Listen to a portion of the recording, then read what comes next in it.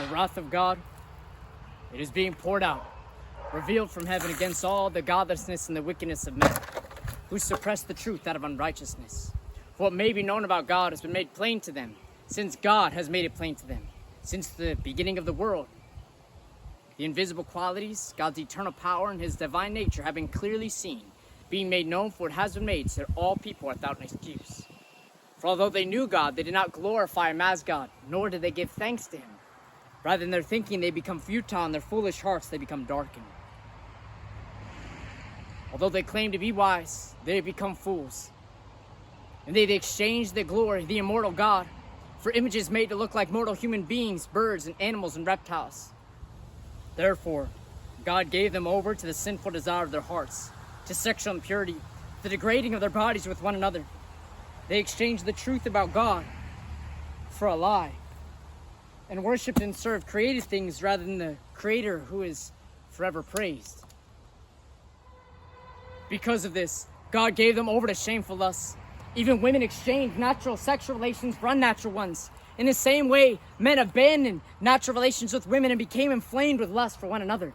Men committed shameful acts with other men and received in themselves the due penalty of their error. Furthermore, just as they did not count it worthwhile to retain the knowledge of God, so God, he gave them over to a depraved mind, so they do what ought not to be done. They are full of every kind of wickedness, evil, greed, and depravity. Full of envy, murder, strife, deceit, and malice.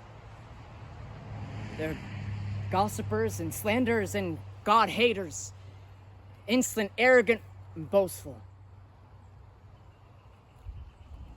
They invent new ways of doing evil and are disobedient to their parents. They have no understanding, no fidelity, no love, and no mercy. And although they know God's righteous decree that those who do such things deserve death, they not only continue to do those very things, but approve of those who practice them. And you, therefore, have no excuse. You who pass judgment on someone else, whatever point you judge another, you are condemning yourself. Because you who pass judgment on others, you do those very same things. Now we know that God's judgment against those who do such things is based on the truth. So when you, a mere human being, pass judgment on someone else and do those very same things, do you think you will escape God's judgment? Or do you show contempt for the riches of God's kindness, his forbearance and patience, not realizing that God's kindness is intended to lead us towards repentance? But because of your stubbornness and unrepentant heart, you are storing up wrath for yourself for the day of God's wrath, when his righteous judgment will be revealed. For God will repay each person according to what they have done.